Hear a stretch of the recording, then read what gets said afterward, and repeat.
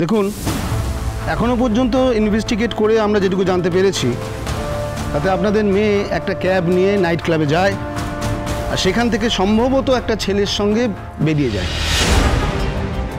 ছেলে? সেটা কি আপনারা কিছু জানতে পেরেছেন এখনো অবধি?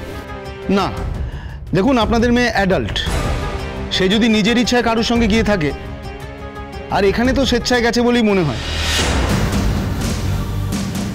দেখুন, এক্ষেত্রে আমাদের কিছু করার থাকে না। আসলে আমাদের বাড়ির মেয়ের কোনো খোঁজ নেই অফিসার। লাস্ট ওর বাবার সঙ্গে একবার ফোনে কথা হয়েছে, তারপর থেকে ওর ফোনটা সুইচড অফ। ও কোথায় থাকতে পারে সে ব্যাপারে যদি আপনারা আমাদেরকে একটু হেল্প করতে পারেন তাহলে খুব সুবিধা হয়। আগে দেখুন আপনাদের মেয়ে নিজে থেকে আপনাদের সঙ্গে যোগাযোগ করে কিনা। আমরা সবাই যে টেনশন করছি সেটা আপনি বুঝতে পারছেন তো? দেখুন, কিছু মনে করবেন না, এত টেনশন হলে তো মেয়েকে এত রাতে ছাড়াই আপনাদের উচিত হয়নি। না না না, মানে অফিসার দেখুন, সোনা এই প্রথমবার নাইট ক্লাবে গেছে। তাহলে তো আপনাদের আরো বেশি সাবধান হওয়া উচিত ছিল। গেলেও সময় মতো ফেরার কথাটা বলা উচিত ছিল আপনাদের। কি উচিত ছিল কি উচিত ছিল না সেটা না বলে আপনারা হেল্প করতে পারবেন কিনা আমাদের বলুন প্লিজ। ও হ্যাঁ, দেখুন, নাইট ক্লাবে একটা ছেলের সঙ্গে আপনাদের মেয়ের ঝামেলা হয়েছিল, এই খবরটা আমরা পেয়েছি। ঝামেলা বলতে মানে কি রকম ঝামেলা? বোধহয় ওখানে একটা ছেলে আপনাদের মেয়েকে ইনঅ্যাপ্রোপ্রিয়েট ভাবে টাচ করেছিল। হোয়াট? ও একটা ফুটেজ আমি চেয়ে পাঠিয়েছি, সম্ভবত বোধহয় পাঠিয়েছে। হ্যাঁ, এসে গেছে। টিভিটা কানেক্ট করে দাও। আমি টিভি অন করছি, আপনি স্ক্রিন শেয়ার করুন। ভালোভাবে দেখা যাবে তাহলে। দেখুন তো, কানেক্ট করুন।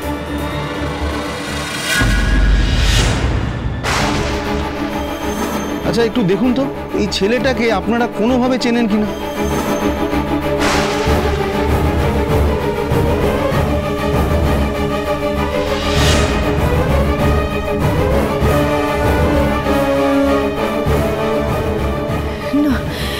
না না, এটা হতে পারে না। কৃষ্ণ এরকম ছেলেই নয়, আমি ওকে চিনি। নিজের চোখে দেখার পরেও তুই ওই অসভ্য ছেলেটার হয়ে কথা বলছিস? তুই মাকে জিজ্ঞেস করো। মা, তুমি তোকে চেনো, বলো ও এরকম করতে পারে? তাহলে তোর বোন ইচ্ছা করে অকারণে চিৎকার করছিল? কাকিয়া, চোখে দেখা জিনিসও তো ভুল হতে পারে। আমার সাথে হয়েছে, আমি জানি, তোমরা সবাই জানো। তুমি তো নিজেও আমাকে ভুল বুঝেছিলে। কি বললি তুই?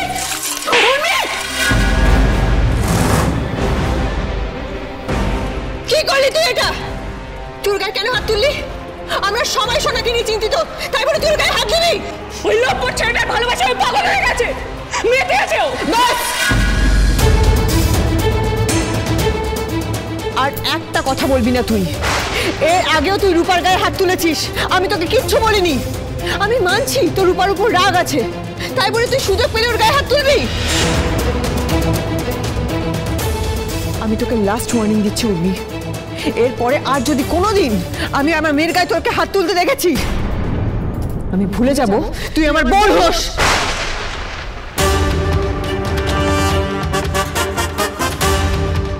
ওর এই অবস্থার জন্য না আজকে তুই দায়ী দিদি, তুই। চুপ করো ছোট বৌমা, চুপ করো, অনেক হয়েছে। আপনার বড় বৌমাকে চুপ করতে বলুন বাবা। আর নয়তো এটা বোঝান ওই মেয়েটাকে যেন অন্ধের মতো বিশ্বাস না করে। ওই মেয়েটাকে মাথায় তুলে এমন বানিয়েছে যে নিজের বোনের সর্বনাশ করতে ওই মেয়েটা দুবারও ভাবে না। তুমি ভালো ভালো কথা ভাবতেই পারো বৌদি দিদি, কিন্তু আজকের এই দিনটা দেখতে হচ্ছে কাদের জন্য? এই যে তোমার এই মেয়ে রূপা, ওর প্রেমিক কৃষ্ণের জন্য দেখতে হচ্ছে, এদের দুজনের জন্য। বেশ করেছিলাম ওই ছেলেটাকে মেরেছিলাম, কিন্তু দাদা তুমি না ভুলে দিন, আমি কৃষ্ণকে যদি দেখি না এরপরে ওকে না প্রাণে মেরে দেবো দাদা। জয়, থামবি তুই? অনেকক্ষণ ধরে শুনছি কিন্তু।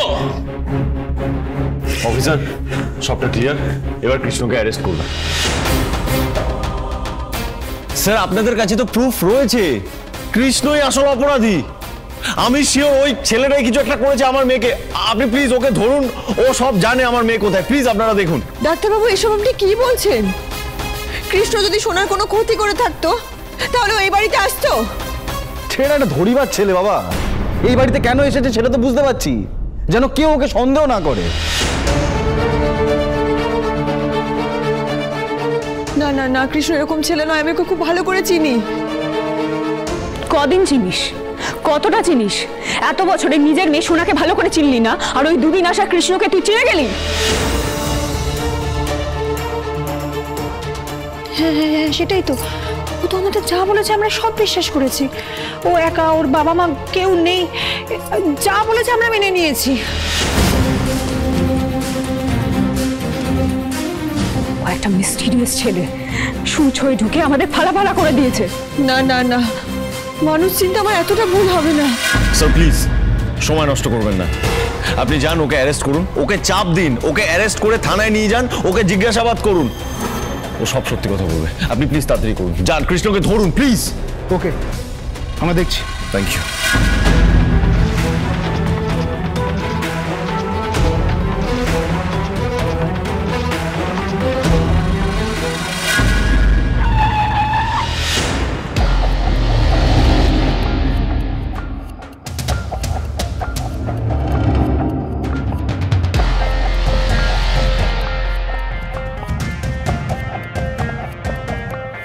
এসো।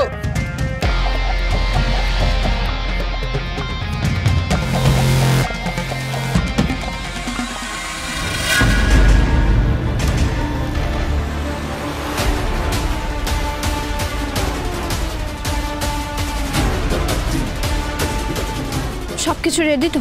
রেডি, একদম রেডি। ব্যান্ড বাড়ি অ্যারেঞ্জ করে ফেলেছি, বললেই ব্যান্ড বাজিয়ে দেবে। হ্যাঁ, ব্যান্ড বাজানোর জন্যই তো সবকিছু। কি বললে? কিছু না, চলো শুভ কাজে দেরি করতে নেই।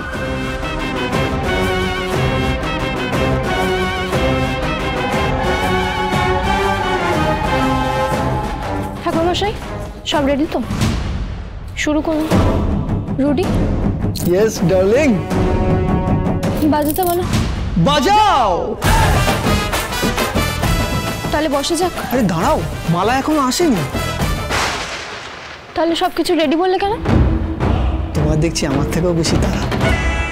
আমার বন্ধুরা যে কোথায় গেল।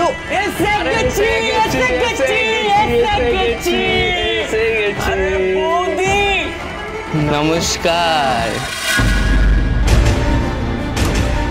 বৌদি বলার দরকার নেই, আমার নাম সোনা।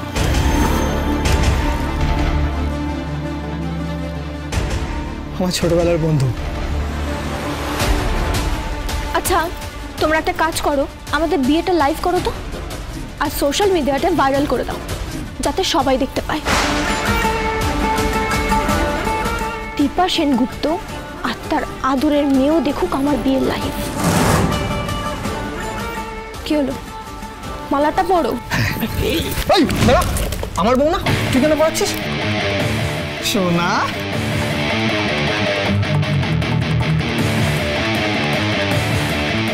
বাজাও।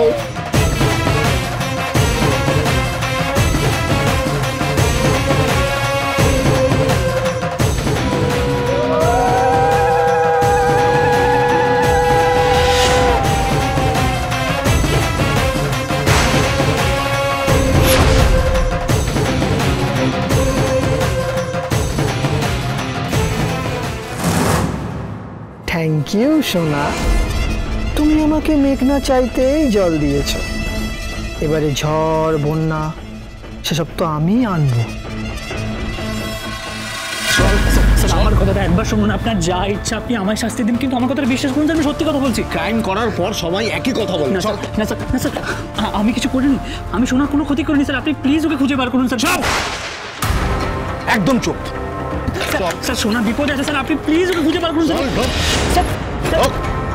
স্যার স্যার আমার কথাটা শুনুন স্যার প্লিজ। আর একটা কথা বলবি না, তাহলে সারা জীবনের মতন কথা বলা বন্ধ করে দেবো। স্যার শুনুন একবার প্লিজ, আমি সত্যি কথা বলছি। সোনাকে যদি খুঁজে না পাওয়া যায় তাহলে তো অনেক বড় বিপদ হয়ে যাবে। স্যার স্যার প্লিজ আপনি আমাকে ধরে রাখুন, কিন্তু সোনা সেনগুপ্তকে খুঁজে বার করুন স্যার প্লিজ। আপনার যা শাস্তি দেওয়ার আপনি আমাকে দিন স্যার প্লিজ।